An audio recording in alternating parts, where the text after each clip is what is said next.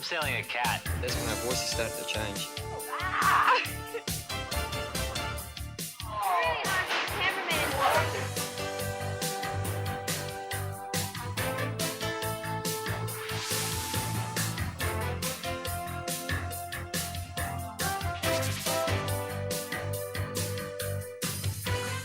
Hello, I'm Scott Lambert. It was a crazy mosaic of laughter and tears, of celebrations and demonstrations, of triumphs and tragedies. It was a year in the life of Australia. In 1988, our country turned 200, and there were some wonderful celebrations. And many of the people who made the news had reason to celebrate too, our entertainers in particular. John Farnham captured the hearts of huge audiences and was proclaimed Australian of the Year. Kylie Minogue went from local television actor to international singing star in the most spectacular rise in the history of pop music. And then there was Paul Hogan, who secured his place as a major star of the movie industry. In the process, Hogs helped put Australia on the map.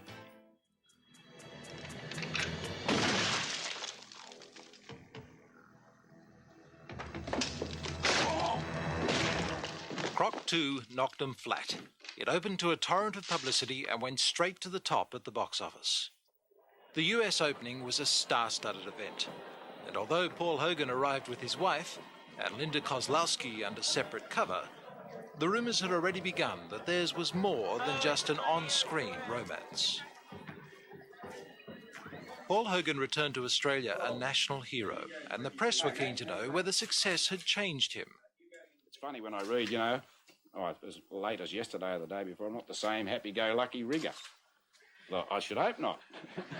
I can't add. After a shock illness in '87, Hogan claimed to be fighting fit again. I smoke and I drink and I don't have stress and I'm healthy.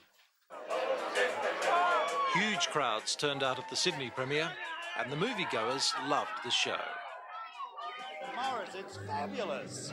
I mean, I think it's as good, if not better, than the original. Fantastic. Excited. Good. Great movie. The film's great. Are Paul and Linda a perfect match? I'd say they look pretty good together. They got a compatibility. Well, I'd have to talk to Dexter, actually, for that one. And that was still the question that remained on everyone's lips. Was there a real-life romance between the stars? Back soon and check on Paul. Do you know where they are? The world's press took up the story and had a field day. And eventually, Hogs and Linda, who were outraged by the scandal-mongering, were forced to break their silence. My wife and I are separated and I'm now with Linda Kozlowski, and that's the sort of full story. How, when, where, why, and all these sort of intimate details. No one needs to know any of that. Well, I mean, you know, that's not very personal. I mean, I don't talk to my best friends and my mom about my personal life. Well, I'm not much of an Errol Flynn, really. I mean, one wife in 30 years, and now one lover. It's sort of not very, it's not the thing that Mickey Rooney and Jar Jar Gabor never made of, really, is it? In an effort to escape the glare of publicity, Paul and Linda bought a shack on the beach. Admittedly, on Malibu Beach, a shack like this one goes for around $2 million. Olivia Newton-John is just up the road, and Larry Hagman has a beach house not far away. In '88, Paul Hogan, as they say in the industry, was hot. Suddenly, the 20-year-old from Melbourne was feeling the blinding glare of the world media. But somehow, she seemed to manage to keep her feet planted firmly on the ground. In fact, many critics suggested that her staggering success was due, at least in part, to the fact that she seemed just like an ordinary person. I don't think I'll ever comprehend the enormity of it. It's, as you say, England, it's opened up a whole new avenue. And now there's all of Europe, and I'm in the American charts. So, I mean, just the other day I sat down and I was listening to my album, It's Just Complete, and I was thinking, gosh, when I was about 10, you know, dancing around with a hairbrush in the lounge room, having your own ABBA concerts, I would never, ever in my wildest dreams have imagined that I'd be making world-class music myself.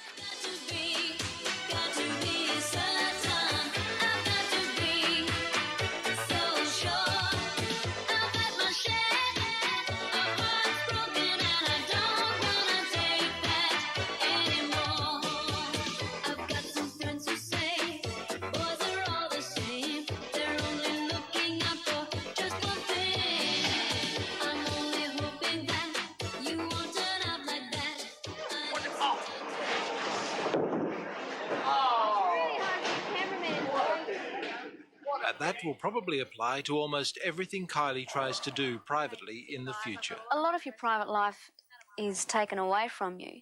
You try to keep, I especially try to keep my family private, although there was pictures of my mother when she was 16 in a magazine the other day, and that's a little bit disconcerting. You think, oh dear, what else do they know? But you get used to it, and I've become a lot more business-wise and a bit more assertive and responsible, but not as I've always been. I'm still myself.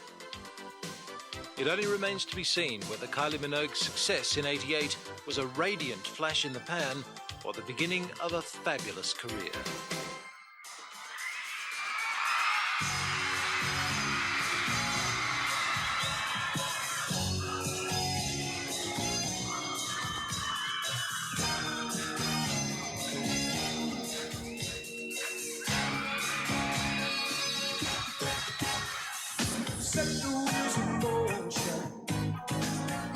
It was at a garden party at Sydney's Kirribilli House that the Prime Minister declared John Farnham the Australian of the Year. In an emotional response, Farnham talked of his vision for our country. Look at our collective backyard, because if we spoil what we have, we can't just move next door. We can't find another paddock to build a house on. So, Australia does deserve national pride. We are right. Hang on. Ooh. We are right to instill national pride in our children. But please, let's make our national pride encompass humanity. Thank you very much indeed.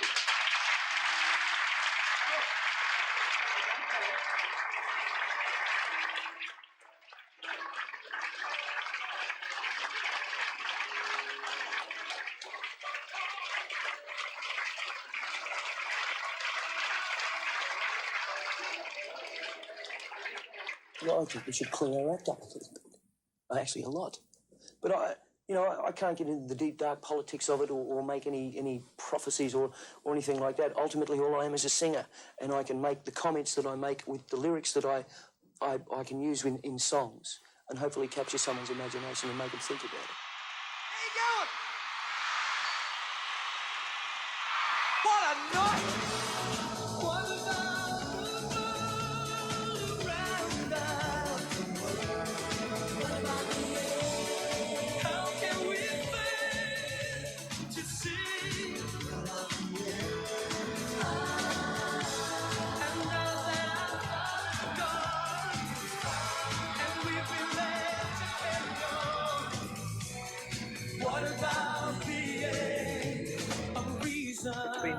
It's been an amazing year.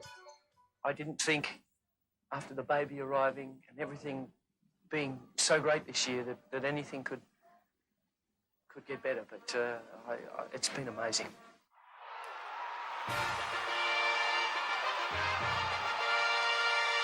One of the greatest swimmers of all time, Australia's Dawn Fraser, took on a new challenge in '88. After a tough fight at the polls, she held her first news conference as a member of the New South Wales Parliament at the Dawn Fraser swimming pool in the Sydney suburb of Balmain. Well, I'm extremely excited, I'm ecstatic, and I'm very, very nervous. It was like going back to college yesterday, walking in the Parliament House and then being ushered into a seat, and it's a mighty challenge, and I think it's possibly the biggest challenge I've ever had in my life, and I know that I can do it.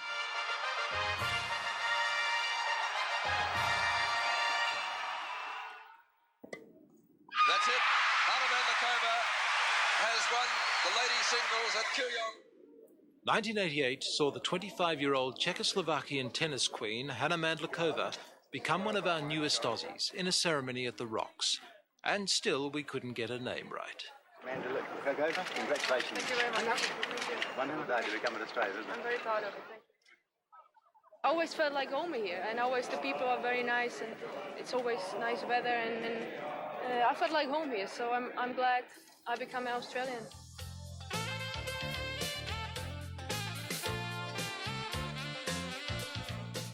She's known as the Body, and it's not hard to see why. When Elle Macpherson appeared on the cover of America's Sports Illustrated magazine, she shot to stardom.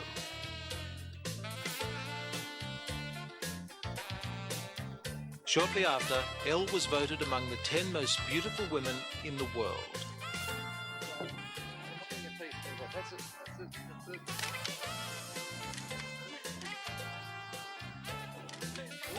Elle came back down under in our bicentennial year to make a series of commercials to help promote her hometown of Sydney. I really feel very proud promoting Sydney, especially at the moment, because it's such a wonderful place to be. The world-class model is revelling in her international success, but she does admit that she still gets first-night nerves before a big parade. Ah! No, they're probably going to go, oh, look at her, she can't walk. In fact, Elle was getting it all right this year. Little wonder that the media just wouldn't leave her alone. Oh, are you still here? You know, make the very most of this experience. And a new Australian beauty was born to Jill and Neville Wran. Exquisite kind of happiness. Harriet is their first child. At 61, the former New South Wales Premier and President of the Australian Labor Party has 2 children from a former marriage. But for Jill, at 39, Harriet is number 1. We're very lucky. I think she's going to be a politician. The Hanging Out the Dirty Washing Award of 1988 definitely went to Sir Frank and Lady Renouf. If that was ever true, He was the New Zealand multimillionaire, 25 years her senior. She, the ex-Mrs. Andrew Peacock, the ex-Mrs. Robert Sangster. When Frank Renouf married Susan Sangster in 1986, the bride declared her new husband had bought her Point Piper mansion from husband number 2 for love of her. Frank Renouf, it seemed, was the Oxford-educated millionaire who could keep Susan in the style she was accustomed to. But the stock market crash of '87 hit Sir Frank hard. And the business slump was accompanied by personal disaster. Soon the Renouf divorce case was a messy and bitter front-page saga. Ladies and gentlemen, let me apologise. At first, Susan left Sydney for her country retreat at Mittagong. But when she returned to comfort her bereft husband, the media smelt a scandal and put the harbourside mansion under siege. And Sir Frank let them know that he wasn't particularly glad to see his estranged wife. She came here under compassion. She was not here.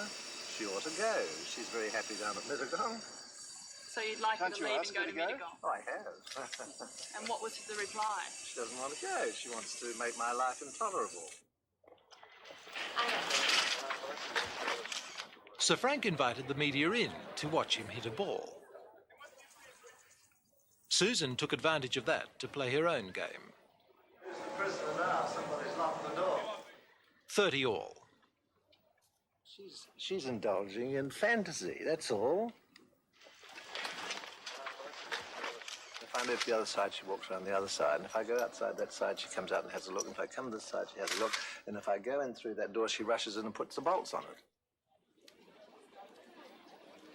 Then the shock announcement of the week.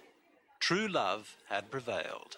I'd like you all to know that my wife and I are happily reunited. Thank you. And all our differences have been resolved. So it was cocktail parties as usual at Paradis-sur-Mer. And the media were no longer required. All I'm saying to you, please go away. You know, isn't that the end of it? Please. In fact, the end of it came a few weeks later, and Paradis-sur-Mer was sold for a record undisclosed price. Well, the lives of the rich and famous, eh? But while the Renoufs no doubt suffered considerable embarrassment, many ordinary folk fared very much worse. Great floods devastated vast areas of our country in 1988, leaving thousands homeless. Australia is no doubt a land of droughts and flooding rains, but this year the weather was particularly cruel. In fact, we witnessed the first reliable signs that weather patterns are changing, with one record after another being broken, adding credibility to the frightening theories of the greenhouse effect and the breakdown of the ozone layer.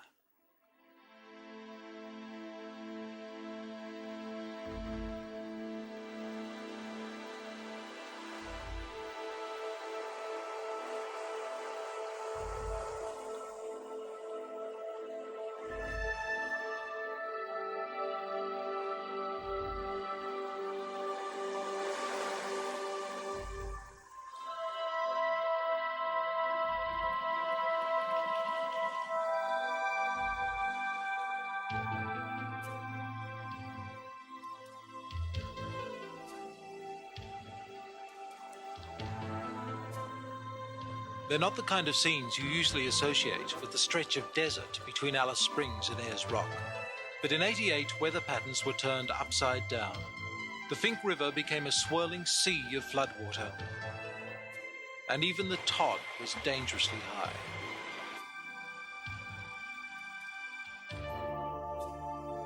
One Aboriginal woman went missing and was believed drowned. Brisbane fared little better, with millions of dollars damage done and many left homeless.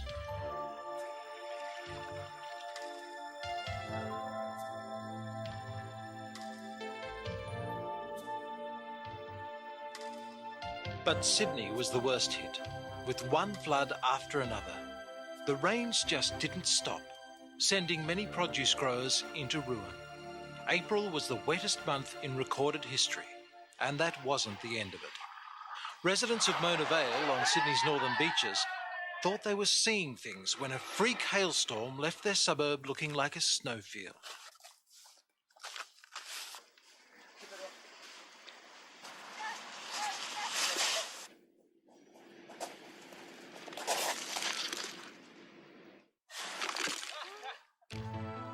And in May, more rain, sending western suburbs underwater again. The long hot summer became the big wet. While the water's running, it's going somewhere. When you can't hear it, that's when it's just backing up. And that's when it comes to get you. And the winter that followed was hot, breaking even more records. Well, yes, today was officially the last day of winter. Mind you, it could just as easily have been the middle of summer. But contemplate this, if you will. Seriously, I understand that this is the second consecutive warmest winter on record. The greenhouse effect starting to bite? Well, that aside, today was delightful in Sydney. We had a top of 21. The greenhouse effect. The warming of our planet due to an excess of carbon dioxide from the burning of fossil fuels. 1988 was the year that people started taking this theory seriously. The Australian Alps had one of its worst seasons on record, and the question was asked, would we have a ski industry in the future? But if the greenhouse effect does bite, that will be the least of our problems. And then there's the breakdown of the ozone layer, a protective barrier lying 35 kilometres above the Earth, which helps filter damaging ultraviolet rays from the sun. Without it, no living creature would survive. Over the years, man-made chemicals have gradually depleted this shield.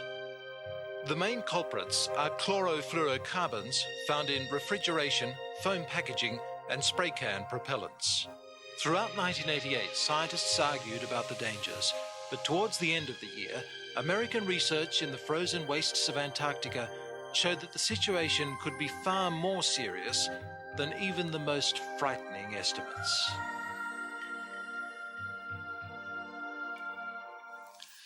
On the world scene, '88 saw its share of disasters too, with the most spectacular and remarkable being air crashes.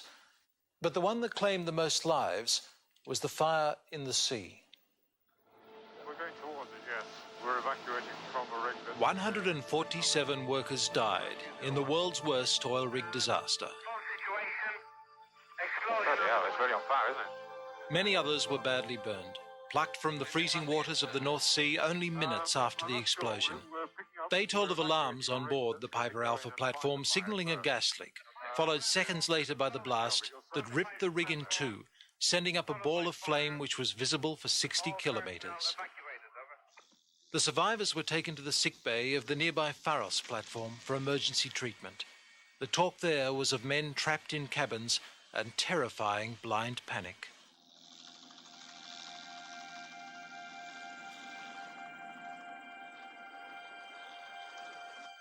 The fire was extinguished weeks later by the renowned Red Adair.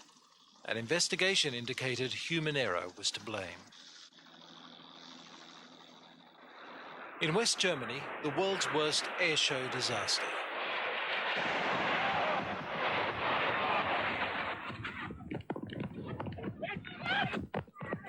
"300,000 people watched an Italian acrobatic team perform a stunt that went horribly wrong.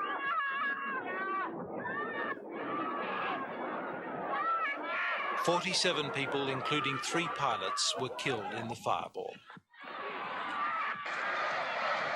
At another air show, a French Airbus dropped from the sky carrying more than 100 passengers.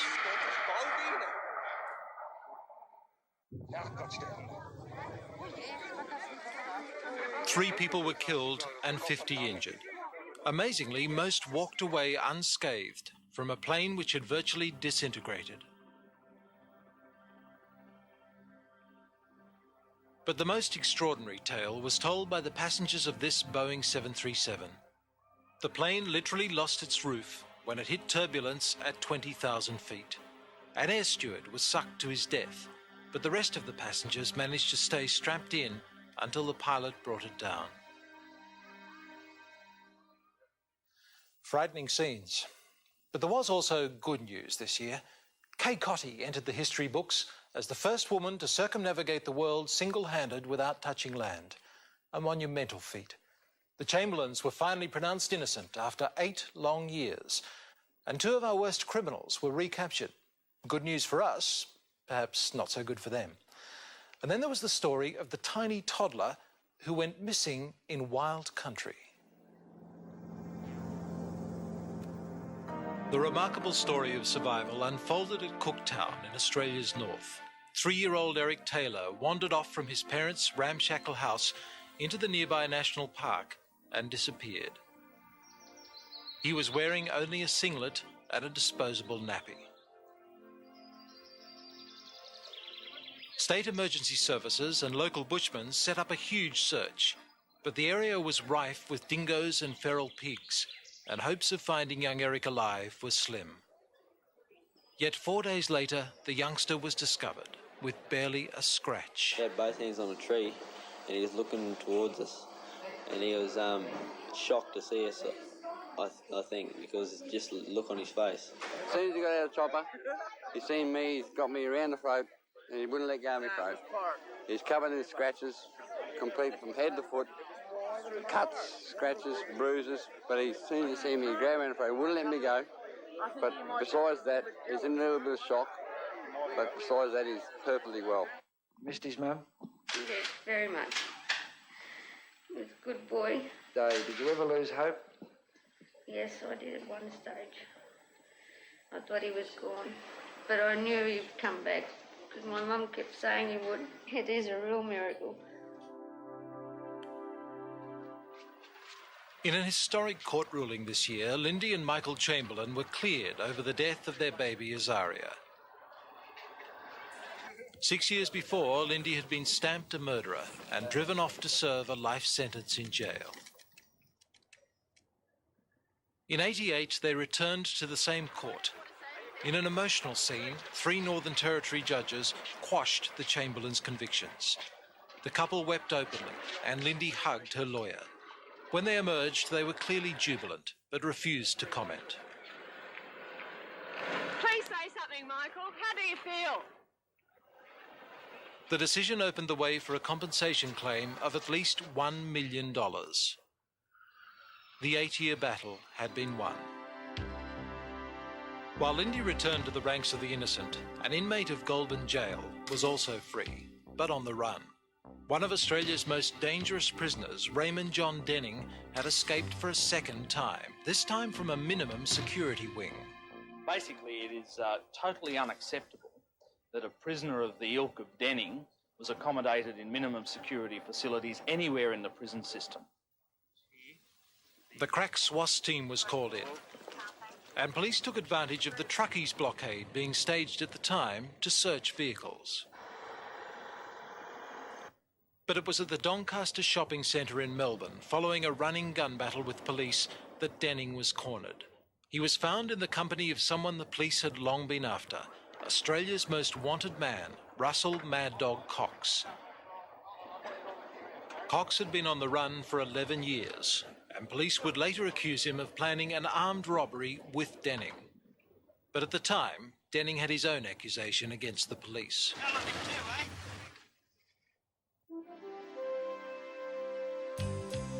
Sydney sailor Kay Cotty couldn't have chosen a better name for her 37-foot Cavalier. 1988 saw her become the first lady to circumnavigate the world solo and non-stop. she left the safety of Sydney Harbour in November 1987.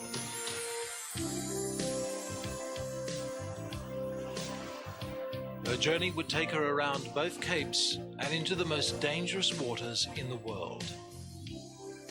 I don't foresee a problem, really. If I did, I wouldn't be attempting it. Any doubts, ever? Do you ever have them? Doubts, well, I guess you think about it because you have to think about the possibilities, what you'd do if you got into that situation. Everything's being built with a view that I will do a 360-degree roll because percentages are fairly high that I will do at least one. As luck would have it, she didn't. And after 189 days at sea, Kay Cotty returned home triumphant. Her parents were the first to greet her, followed by the entire country.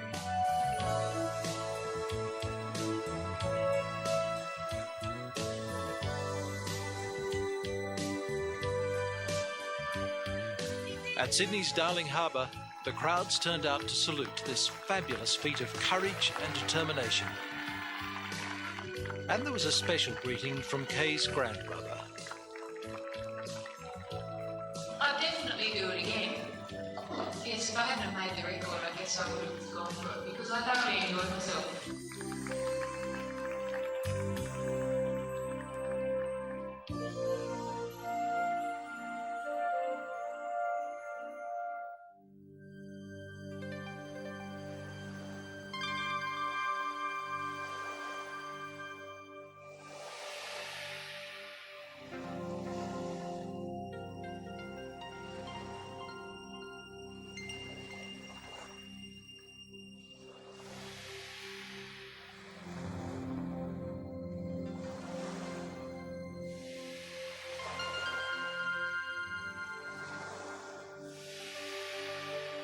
(1988) saw the return to the east coast of Australia in large numbers, that giant of the deep, the whale.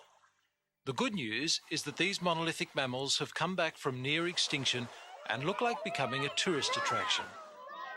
Let's see the wave. Let's have the wave. Trying to have a baby. Trying to have a baby. The relationship between man and these gentle giants seems to be growing closer. This whale dropped into a busy bay to give birth.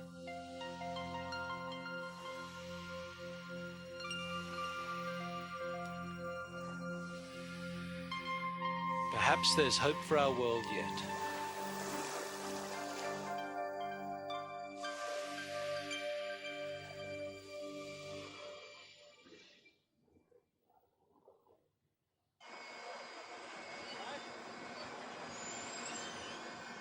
From one of the largest creatures in the world to one of the rarest and most lovable. In 1988, scientists estimated that there were only 600 pandas left, making Feifei and Zhao Zhao very important pandas. To welcome two of the most important visitors ever to come to our shores, Zhao Zhao and Feifei. Wherever they go, these cuddly, lovable creatures are the star attraction. And the merchandising machine that follows them supports the World Wildlife Fund, which is aiming to save them from extinction.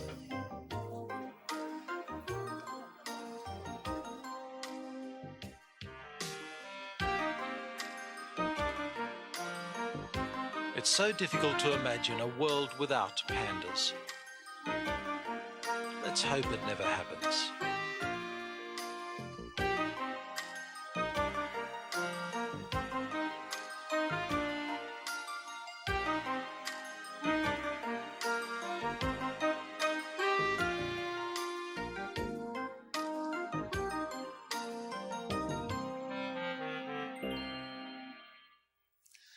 (1988) will long be remembered for its celebrations and its demonstrations. Brisbane's World Expo was a smash hit, which was great as long as you didn't mind queuing. Our new Parliament House, designed to serve us for the next 200 years, was officially opened. And then, of course, there were our birthday celebrations, creating some of the most powerful images in our history. On the other side of the coin, and perhaps equally powerful, were the mass demonstrations.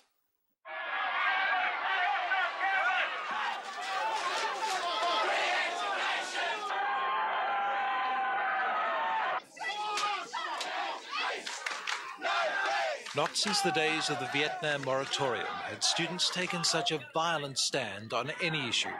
And perhaps it's a sign of the times that this protest was over money.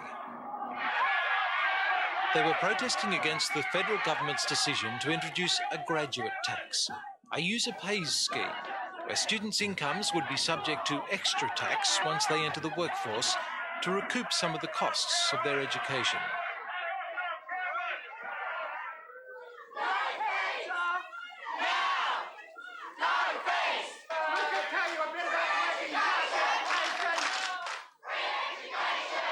All attempts by the Education Minister, Mr. Dawkins, to put the government's view were disrupted.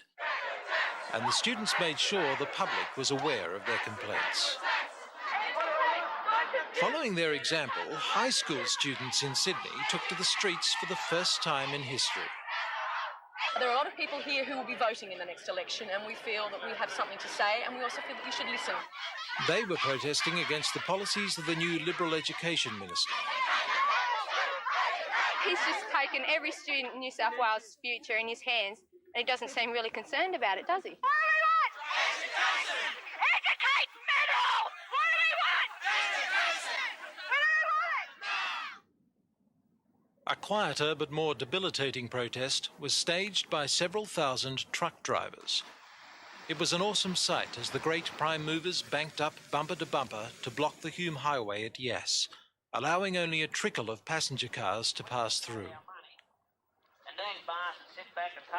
The truckies were protesting against what they saw as excessive government charges. There's a lot of workmates of just about each and every one here that have gone bankrupt very recently. There's families out there that are living on less than the poverty line just to keep the truck on the road in the hope that things will improve. Truckies around the nation set up smaller blockades, causing chaos on our major arteries.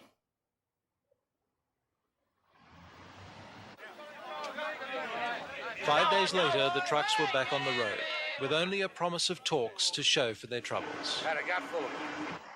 It was over as quickly as it had started.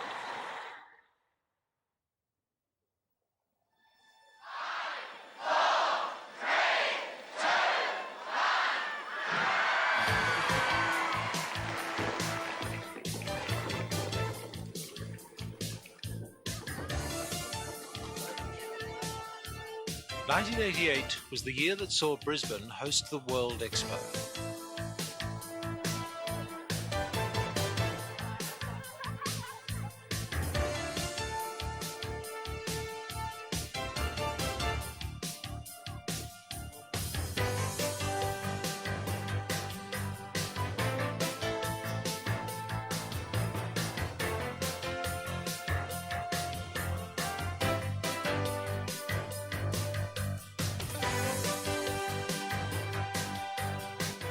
The crowds were bigger than anyone dared expect. In fact, they numbered almost the entire population of Australia. Much of a visit to Expo was spent in queues, which sometimes lasted up to 4 hours. But the patrons said it was worth every minute, as there were always so many things happening outside the pavilions.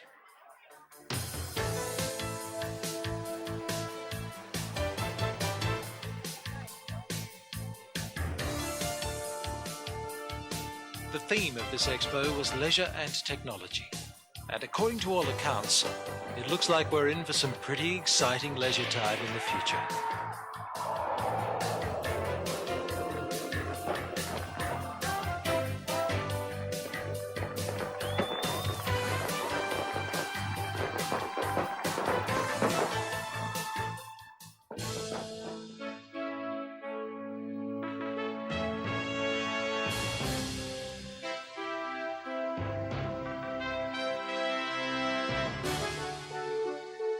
The future was also being unveiled in Canberra in 1988 with the opening of our new Parliament House.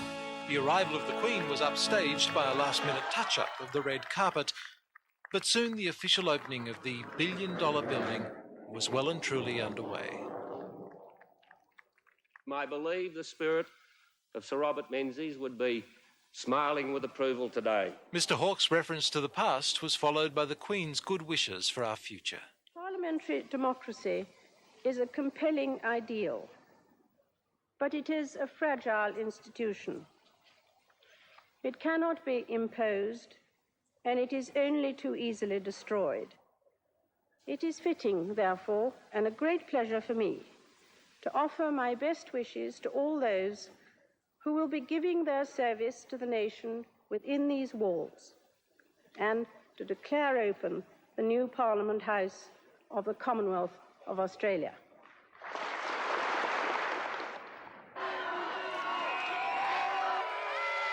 Outside, Her Majesty was met with protest from the Aboriginal community.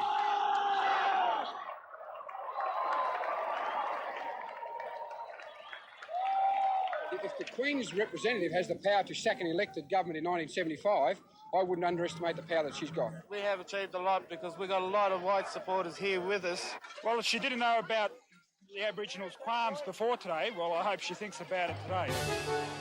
But it seems likely that the Queen, like most of the nation, was thinking of our new Parliament House, which is set to serve all Australians for the next 200 years.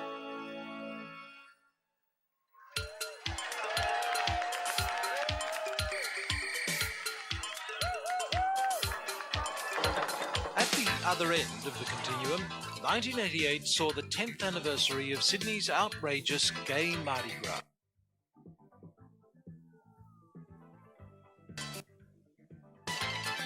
Despite all the fun and frivolity, the spectre of AIDS underlined this event. Although participants handed out free condoms advocating safe sex, the Reverend Fred Nile of the Festival of Light movement has called for an end to what he calls this repulsive display. Only time will tell if his prayer is answered.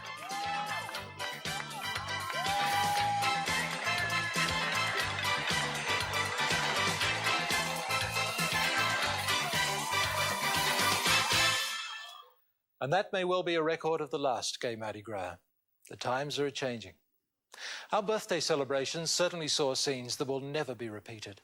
The First Fleet reenactment was the most spectacular event, perhaps, of the decade.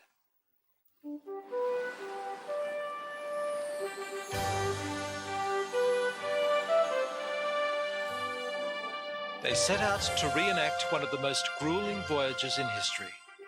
And their own journey would be far from trouble-free.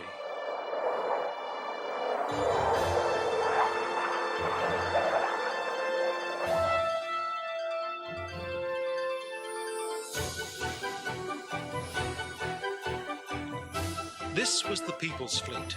Most of the crewmen were novice trainees who paid to take part in the adventure. In a tragic irony, it was one of the most experienced professional sailors who was lost overboard in high seas. It's been in there 6 hours now. Chances are, even if we find it, probably dead. But the fleet sailed on into troubled waters of a different kind. By the time they reached Rio, the First Fleet Reenactment Company had run out of money. They turned to the federal government to bail them out. Bail out? No, bailing's a question for sailors, not for prime ministers. But with the financial support of the people of Australia, the ships ran on to a meeting with destiny at Sydney Harbour on Australia Day.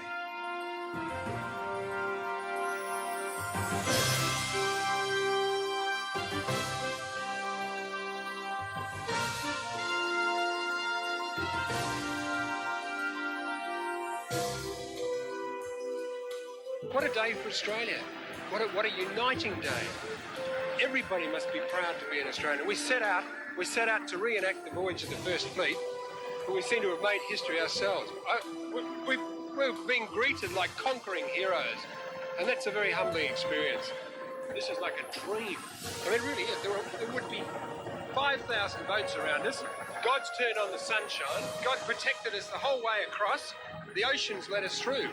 We were blessed. He must have wanted it to happen.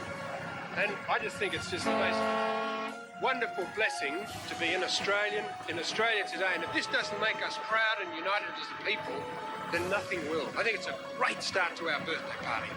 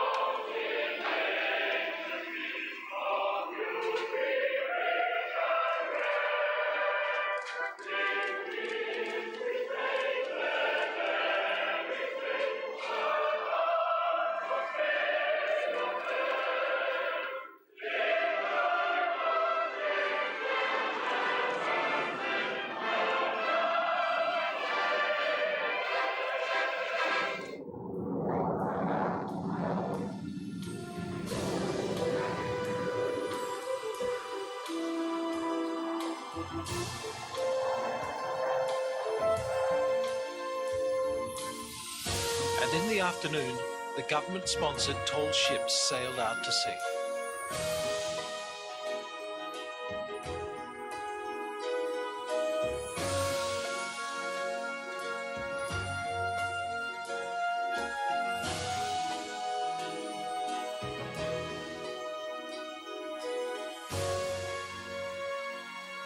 And a great day saw a spectacular end.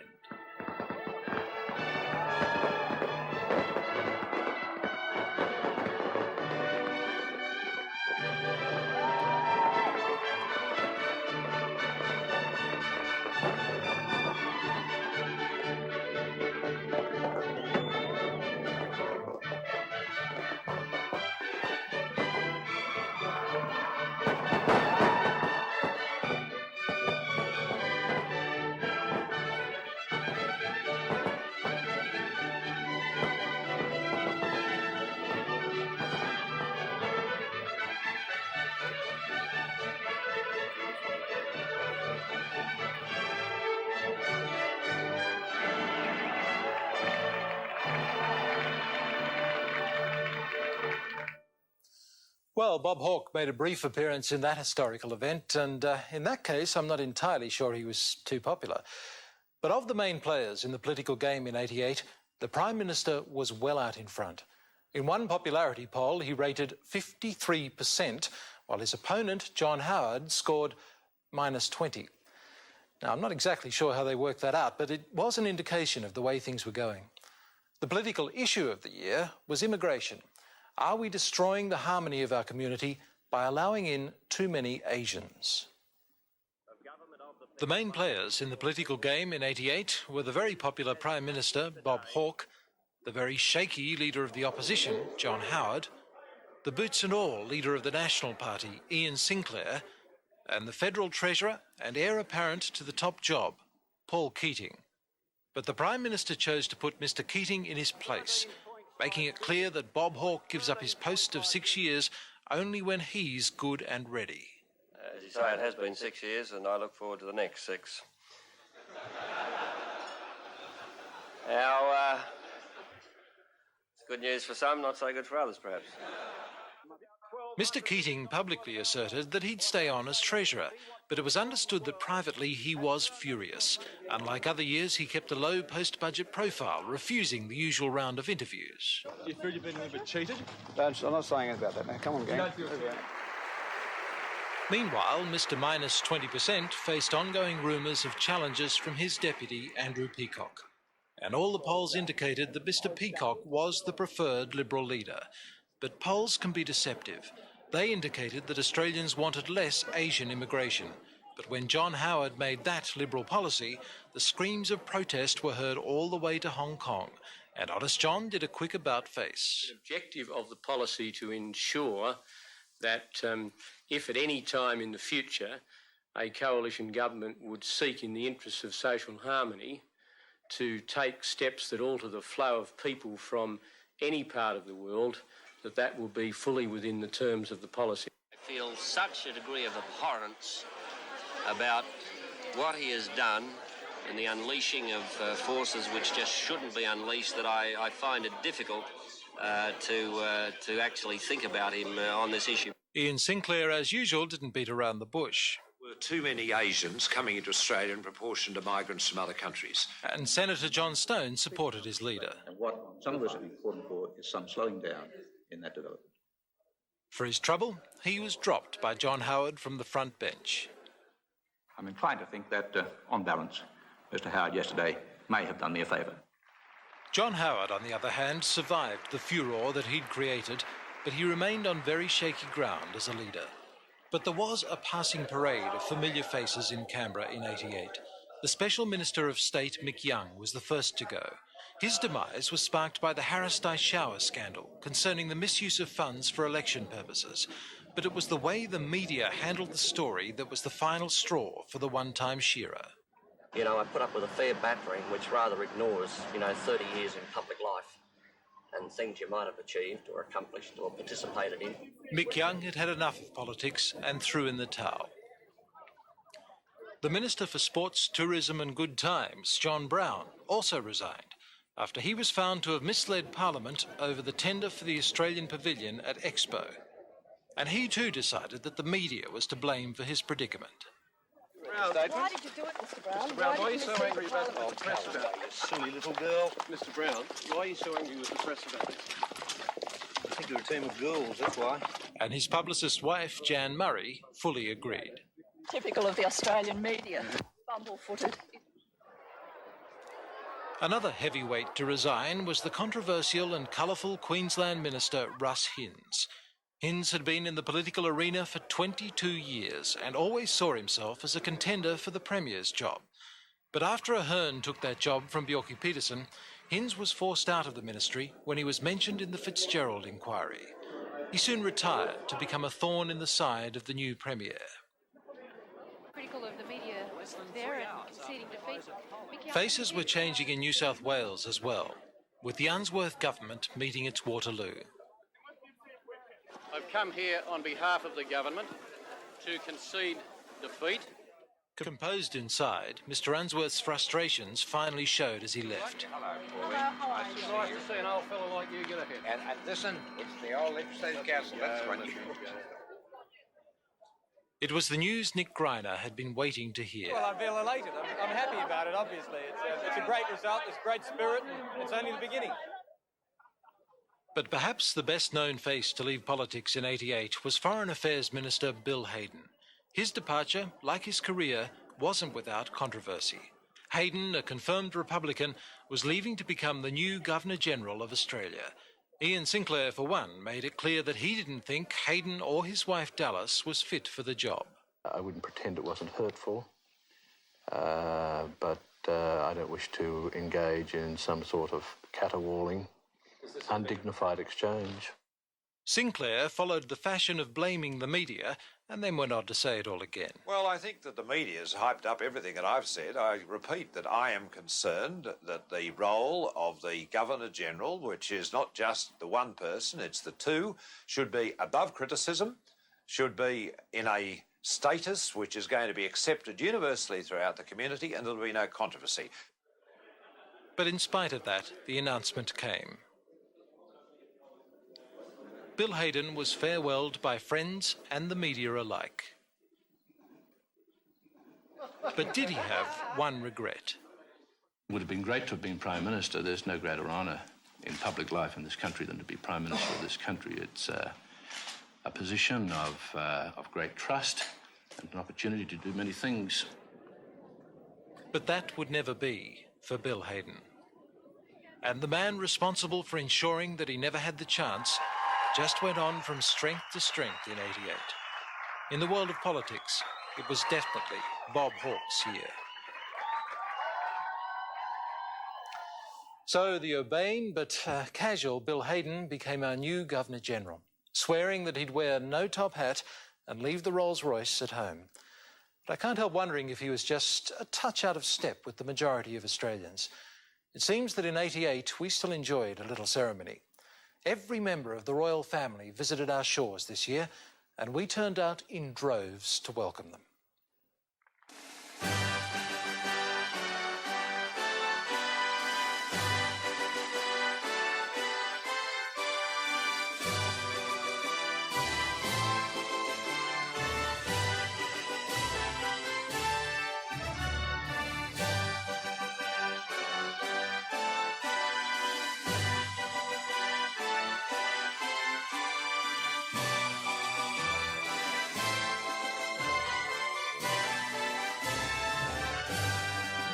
First to arrive in our bicentennial year were Prince Charles and Princess Diana, who were greeted by an enthusiastic crowd in Sydney.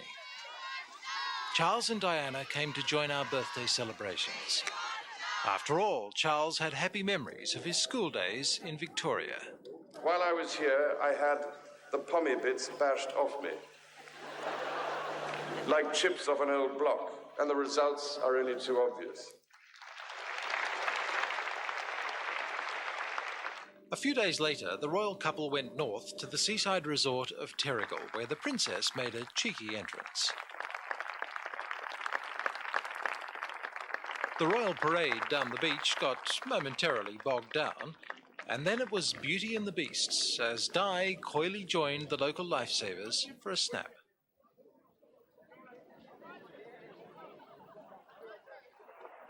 Later, Charles flew to Kerry Packer's property at Scone for a round of polo and showed that the genteel prince doesn't mind joining in the rough and tumble. He plays it as rugged as anyone else, but there still are some limitations to what he's allowed to do and what he can do. And while Charles was doing what he loves best, so was Princess Di, who visited the Barnardos Centre at Auburn in Sydney. Diana is the royal president of Barnardos in Australia.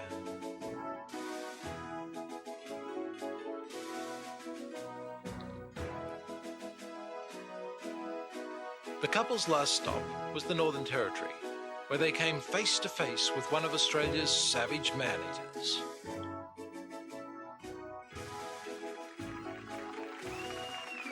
Then it was farewell bouquets before Charles and Diana left for their next engagement in Bangkok.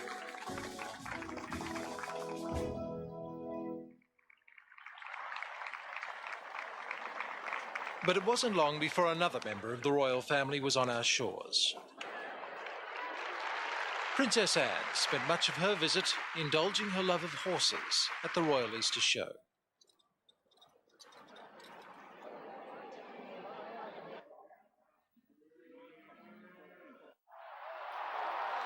The Queen came here to celebrate our birthday along with her own.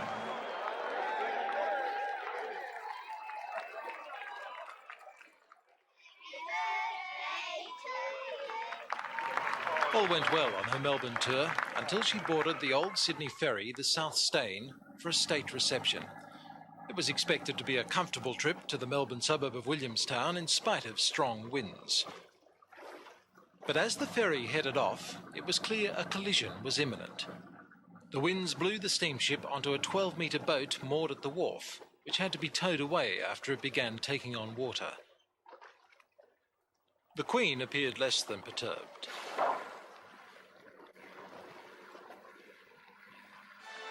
The next day, Her Royal Highness met the people of Melbourne. I've waited 42 years for this.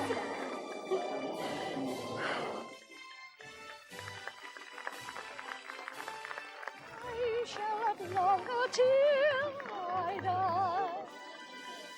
Then it was on to Canberra for the main purpose of her visit, the opening of our new Parliament House.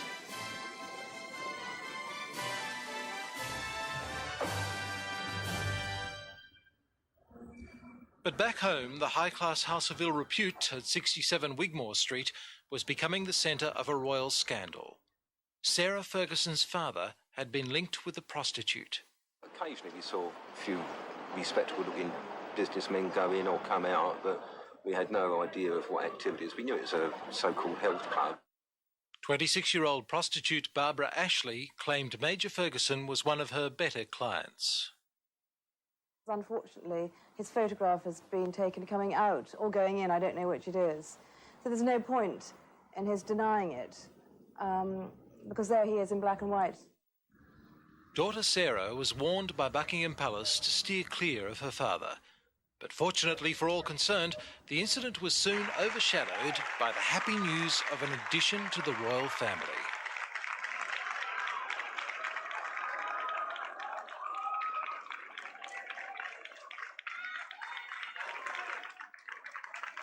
Princess Beatrice was born on the 8th of the 8th, 88, which according to the Chinese is the luckiest day of the decade.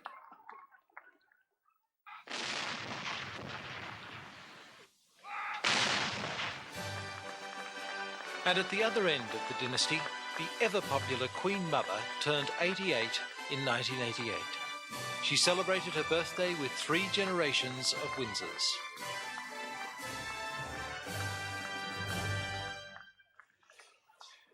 The last to arrive down under were the Duke and Duchess of York. Fergie, as she's affectionately known, arrived 5 days early on a commercial Qantas flight. The decision to leave her new baby behind caused considerable controversy. Prince Andrew flew in from his ship by Navy helicopter. He met with Australian Army and Navy officials before joining his wife. Their official visit began in Canberra, where the royal couple were greeted by the Governor-General and the Prime Minister, and everyone inquired after the baby. Very well. Yeah, very well. Later, at a display of computerware, Sarah caught a cadet drawing blotchy marks on an image of her face. What did you do? Do it again. Do it again.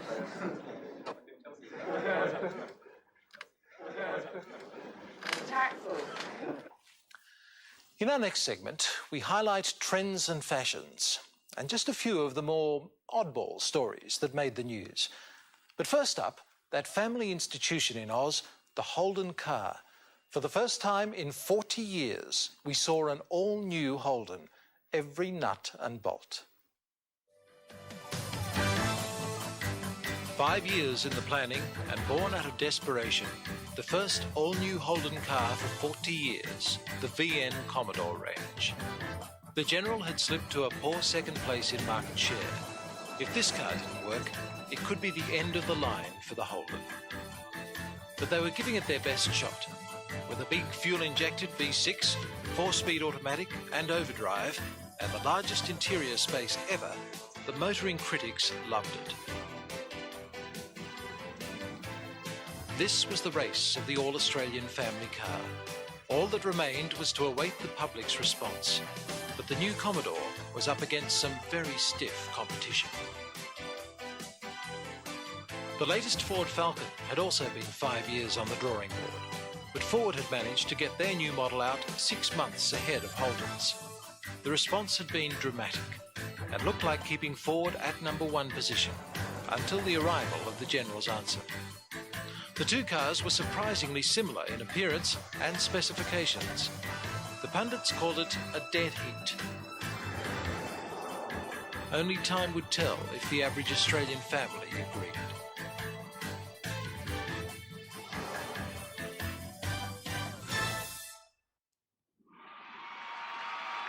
Another race in the technology stakes began again in earnest in 1988. 3 years after the Challenger tragedy and the loss of 7 astronauts, NASA successfully relaunched the space shuttle.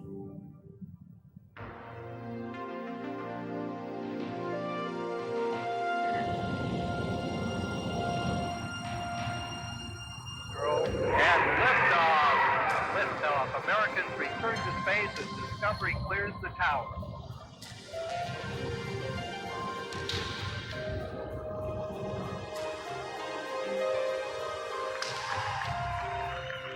The crowds cheered and tears flowed freely as America's pride was restored. But the 3-year wait for this joyous event had put the US well behind the Soviets in the space race. And from the sublime to the ridiculous, a brand new $10 note was to line our pockets this year. It was supposed to be the most secure form of currency in the world due to a revolutionary design. But it was soon discovered this could wear away. Oh my goodness. Yeah, that's a waste of money then, isn't it? Scratch and match money. With a little use, the hologram of Captain Cook was easily rubbed off. The plastic money is now a collector's item. And that wasn't the only tender to burn a hole in the Reserve Bank's pocket in '88. The new $2 coin proved more durable, but equally unpopular with the public. It's awful. It's too small, and I keep on losing it. I think it's totally devalued the $2 note. Most ladies just think they're 2-cent coins, and we sometimes don't check them. We just throw them in the till and take it as 2 cents. Sometimes it seems like we're ripping them off. But all it does for me is put more holes in my pockets. I think it'll work out all right in the long run. It's a matter of getting used to it. But in spite of the protests, the old $2 note was gone. and time would tell whether the new coin would become an accepted fact of Australian life.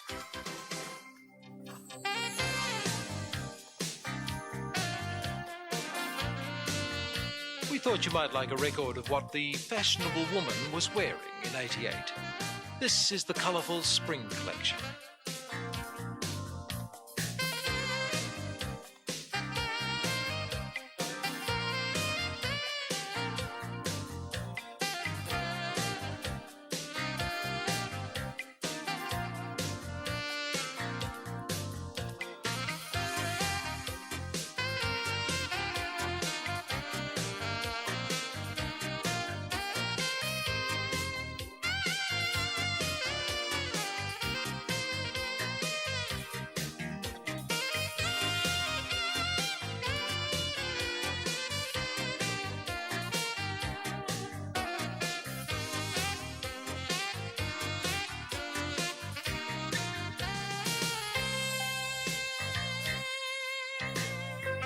And the outstanding fashion trend this year was the return to soft and feminine underwear.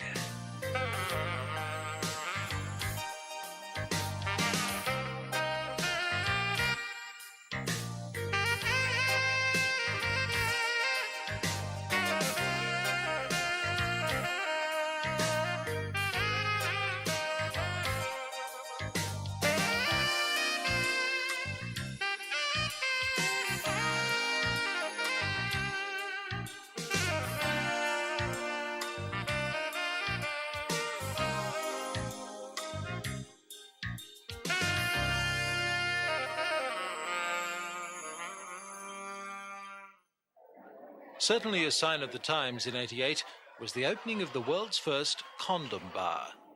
Virgin Records decided to sell safe sex as well as the latest LPs, and soon found they had a hit on their hands. For the first time that I can remember since I've been involved in the AIDS fight, the doctors and scientists are now beginning to say that we may never, that we do run a risk of losing the fight against AIDS. Do you have any facilities for testing? The most extraordinary story of the year would have to be the close encounter of one West Australian family. While driving across the Nullarbor, the Knowles say their family sedan was attacked by a spaceship. It was chasing us, and all of a sudden it landed on our car, pulled our car back, and I put my hand out the window, and I fell on the roof. It was like a sponge on the roof. It was sucking the roof, the car. It was a sponge. It was sort of shaped like that, and on the outsides it was like that, and in the centre it was like that. And I asked my brother, if that was a spaceship, and he goes, "Don't be stupid." So I got up closer to have a look, and it was moving backwards and forwards. And so we decided to take off to have a look. We decided to take off. I went down my window, and all this smoke started coming. It was like a greyish black mist. And that's when our voices started to change. All of us, our voices just went really deep and strange. And we felt like we were dying. Sean, you were driving. How fast did you get up to? I got up to about 200 kilometres. That's very fast. Have you driven that fast before? No, I haven't. I got a blowout, and once the car stopped, I blinked out, and I don't know what happened after that. Strange marks were found on the roof of the car, but as for Little Green Men, well, we'll leave that up to you. And that wasn't the only remarkable encounter this year. This monster from the deep was hauled in off Nelson Bay in New South Wales. Tipping 472 kilograms, it was just 5 kilograms lighter than the 20-year-old world record set by Bob Dyer. It was caught by 15-year-old Stephen Colreevy. Didn't know it was going to be a white. We thought it would be something else, but it came up to be a white. Thought it was a whaler at first. The way it was just swimming on the bottom of the ocean. The battle against the creature wasn't easy. It took more than 4 hours of back-breaking effort to haul the shark in. But that hasn't put Stephen off from having another crack. I wouldn't mind getting another one. Sharks beware. And from one monster to another. Meet Betty, all 1.8 kilograms of her. This is a spectacular creature. It's huge, it's monstrous, and it's from Queensland. And it took a lot of work to get Betty to this condition.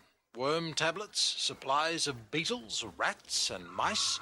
And despite huge American contenders like Jabba the Toad and Totally Awesome, Glenn says a global record is within his reach.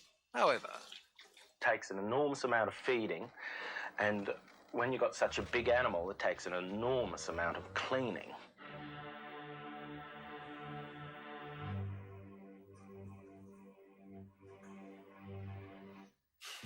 well, the toad was good, but I thought the family who saw the UFO was the best. At the head of our program, we looked at the Australian entertainers who made it big this year. But there was also a wide range of international stars who came here, and they all had something to say. Let's have a look at that. And then we have an Australian who almost made the international scene. I think you'll recognise him. But first, here's the big stars from the world stage. Sylvester Stallone on why he walks the streets of cities he visits. Really get the feel of a town, you have to get out there. I mean, somehow reality loses something with room service. John Cougar Mellencamp on the boredom of touring. Hell, I'm bored all the time. I'm always bored. I'm bored all the time, you know. But that's what keeps me writing, you know. Yeah, keeps me searching, you know. Keeps me changing. That's what we got to keep changing. We got to keep looking. Olivia Newton-John on making it big in Australia. I was with Kylie Minogue the other day in London, and we were on a television show together, and I said, you know, she's really lucky girl, because when I was starting out in Australia, you had to leave to have success. You couldn't have a major success from Australia. You could have local success, but if you wanted to make it in records or in film, you had to leave. AC/DC's Angus on getting older. Well, I've always been pretty fast. You know, I've never liked to, I mean, as far as what I do for a living, I've always liked things quick, you know? And I don't think, it hasn't really slowed me down. Mick Jagger on Australia's image overseas. The perception of Australia from outside is changed by kind of things that perhaps you don't like, you know, because it's taken a sort of Crocodile Dundee and all that is not really atypical of Australia, but that's, especially from America, that's what people think. Because I don't think Americans really thought about Australia before then very much. And Stallone on Crocodile Dundee's Paul Hogan. That's good. You know, I mean, he's one of the favorite sons here, and you guys should be pretty proud of him. Robin Williams on politics in the United States. We have some really fun stuff going on right now. We have Ed Meese in charge of the Justice Commission. Hey, what happened? A lot of people, you know, interesting stuff. Ollie North. Pardon me, Mr. North, will you answer the questions? No? You know, fun stuff. Gordon Liddy sitting at home going, damn, if I had a uniform. Fun stuff like that. A lot of interesting things. There's Ron going, I don't know what happened. I'm just hanging out, basically, and Nancy's dubbing my voice. James Brown on how he enjoys fame. I love being a celebrity, yes. A star, sometimes they go out very quick, but being a celebrity, you live on and on, so I prefer being a celebrity. Leo Sayer on how his life has changed.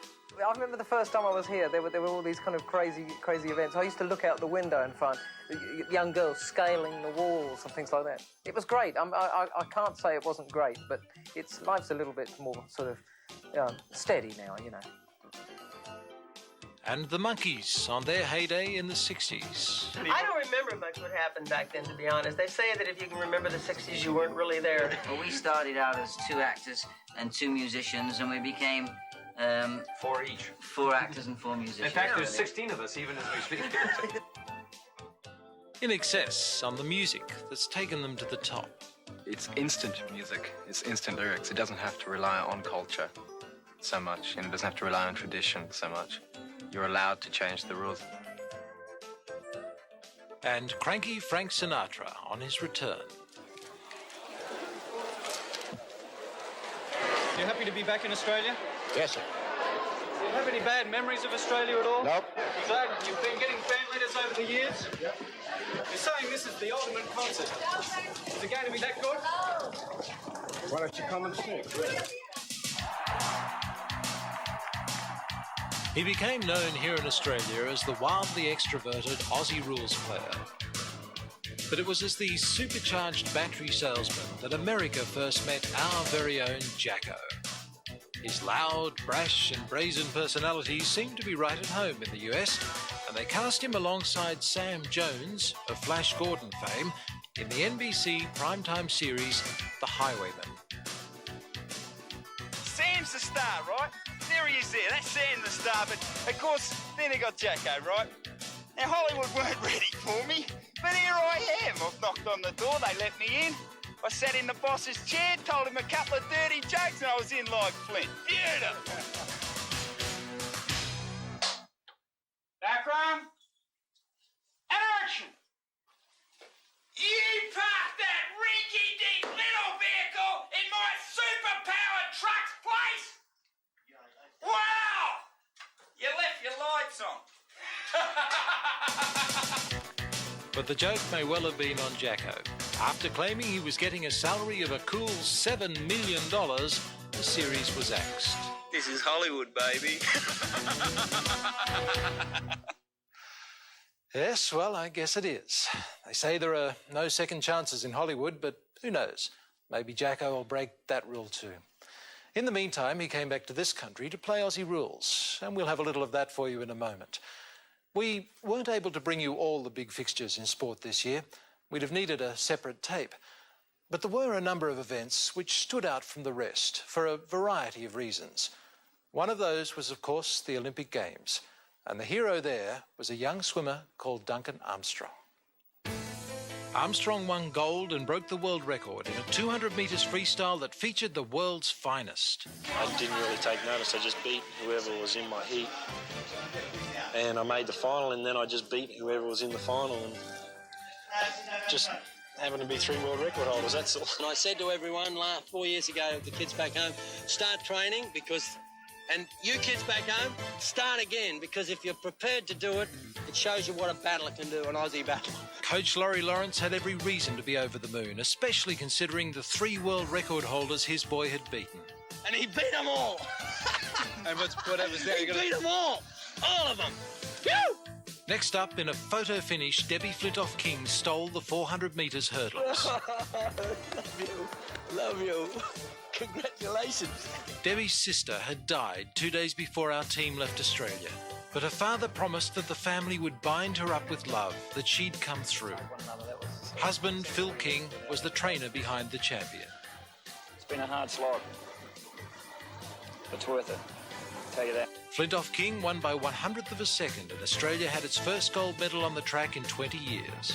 I don't think anyone really, unless they've won a gold medal themselves, I don't think they realise how much work that they do put in it. Our third gold went to the women's hockey team, the first hockey gold in our history. It's the best feeling in the world. It's just great, absolutely great. We took 14 medals in all, and considering the number of countries fielding teams, it was a result to be proud of.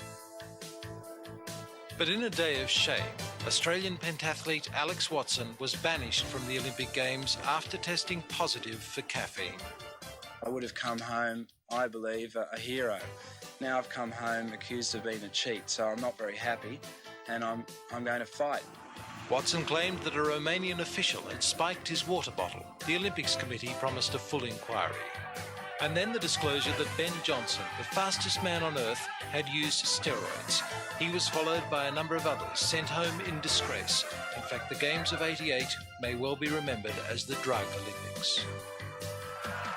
'88 was the year that the Marrickville mauler, Jeff Fenwick, became the first Australian in history to win 3 world titles. The third was won from Victor Calleja of Argentina in a fight that promised much and delivered. Due to an injury, Fenwick was mainly confined to fighting with his left hand. But in spite of that, in the 10th round, the American referee had no alternative but to step in.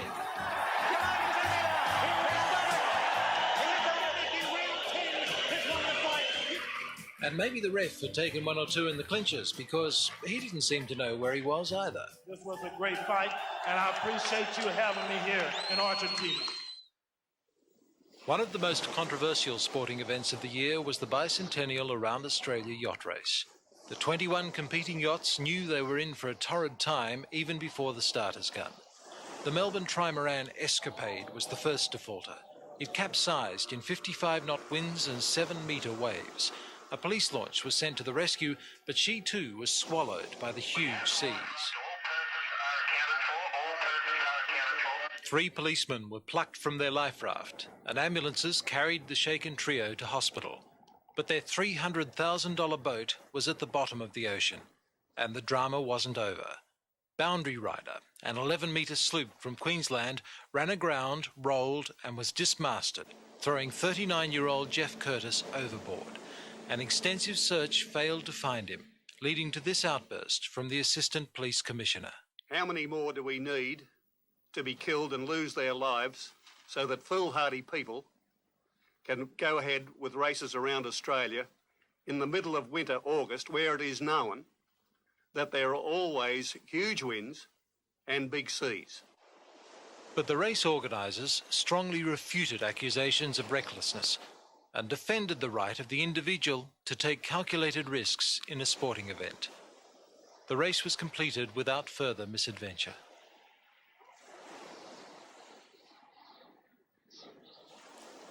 The Claytons event of the year was the America's Cup, which saw a giant catamaran competing against an even bigger monohull, and the Americans whipped the New Zealanders both on and off the water. If that is the best that Dennis can do, then I think it's a disappointment for him to be defending in the America's Cup, because I feel the boat could have gone a lot better than what it did. Can you answer that, Dennis?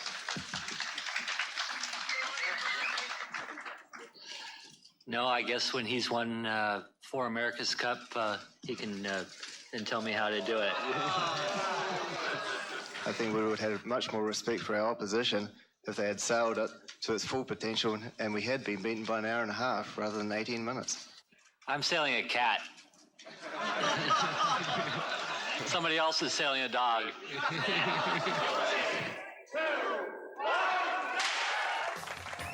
Greek superman Yanis Kouros this year beat all comers and the handicapper to win his second straight Sydney to Melbourne ultra-marathon. After starting 12 hours behind the rest of the field, Kouros soon caught the early leader Dick Tunk from New Zealand and finished in 5 days and 17 hours. Many of the other runners suffered from the 30-degree heat throughout the race. Warm in Australia. This weather is, for me, very difficult today. Yanis Kouros arrived at the Doncaster shopping town the winner by 25 kilometres.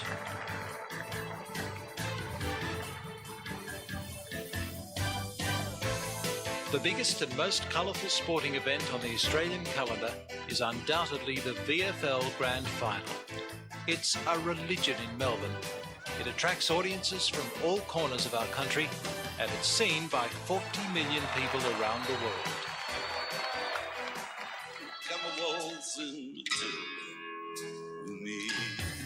This year saw the Demons Melbourne run onto the MCG for the first time in 24 years. They were up against the more experienced Hawthorn, who took an early lead.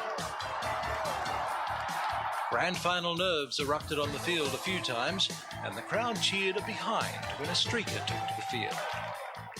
But the game was all Hawthorn's way. They demolished the Demons, 22 goals 20 to 6 goals 20. Just imagine finally getting to the big game and going down like that, eh? So, that was our year, 1988. Like I said at the beginning, a crazy mosaic, full of contradictions. I wonder how history will judge our bicentenary. How successful were our birthday celebrations? Did they draw the country together or mark the beginning of racial tensions that will tear us apart? Can we look forward to a period of great prosperity or the devastating consequences of the greenhouse effect? You'll know the answer in a decade or two when you find this tape in a dusty corner of the attic and plug in that big old box called a video recorder. But before I go, there were 3 very special people who left us in '88, and we thought it important to bid them farewell. They deserve to be remembered. And I'll see you next year for 1989, the year on video.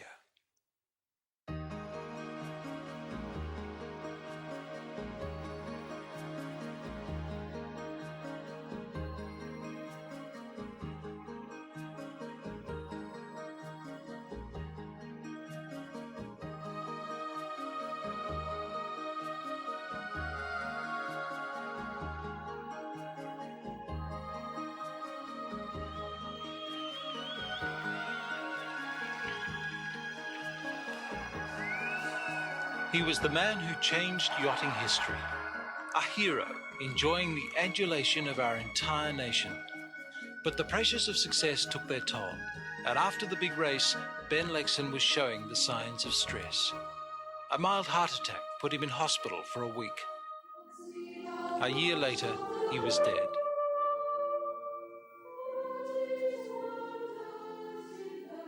One of many who would deeply mourn his loss was Australia 2 skipper John Bertrand. We've gone through a lot of highs and a lot of lows together. It goes back a long way. Ben is part of our national culture, was and will continue to be forevermore as a result of his contribution that he made.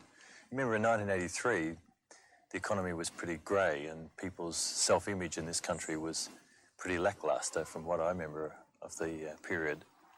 And when we were able to win against almost impossible odds with Australia 2, that was the spark that this country needed. And Ben was very instrumental in that, of course. When we won the Cup, I thought this was going to be a monkey got off my back or some sort of relief, but it's not. It was for a little bit of time, and then there was a period of chaos, and now things are starting to fall into place, and now there's this frantic worry that maybe we can't defend it, we must defend it.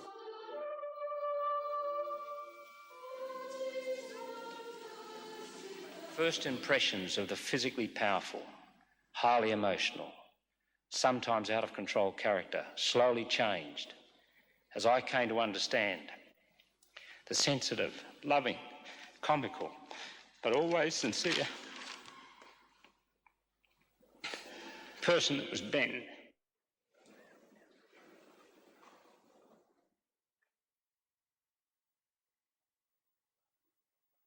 William McMahon entered federal parliament in 1949 with the first Menzies government. He became the treasurer, but was passed over in favour of Harold Holt when Menzies stepped down in 1966. The disappearance of Prime Minister Holt in a swimming accident a year later provoked a crisis for the Liberal leadership. McMahon made a run for the top job, but was blocked by the Country Party, and John Gorton was elected. But Gorton himself lost the confidence of his party, and in 1971 was replaced by McMahon. We've had in our international life, they're the goals that we want to sustain in the future. Billy McMahon's commitment to politics may have accounted for the fact that he married late in life, but he was a devoted father and husband, and stuck by his wife Sonia through the international storm stirred up by that dress. In fact, his visit to the White House was a great success, but the government that McMahon had inherited was tired and dispirited. The war in Vietnam and growing hostility to conscription triggered the success of Gough Whitlam in 1972. The McMahon government had lasted only 20 months. Sir William stayed on in Parliament for another decade, but in retirement his health suffered, and he died just 6 years later.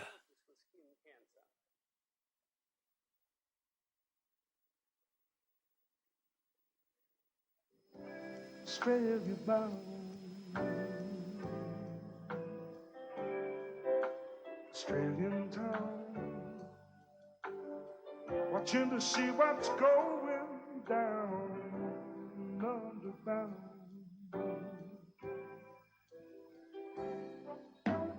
I was born in a beautiful place, born into a beautiful race, and it seems so He epitomised that much overused cliche of the nicest guy in the business. Ricky May was the nicest guy in the business. He was bigger than himself. His heart was bigger than he was.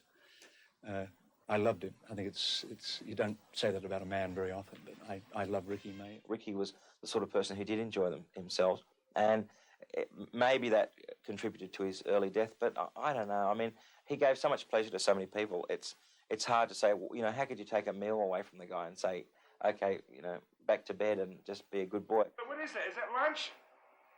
Is that what, that's afternoon? That's your 2 o'clock juice. That's my 2 o'clock juice. Yeah, that's your bodybuilder. Your carrot. Bodybuilder. Boy, Okay. can I talk to you about that? He was a one-off. There'll never be another Ricky May. Once again, an old cliche, but it's so true in his case. Australia bound. Australian town, watching to see what's going down underbound.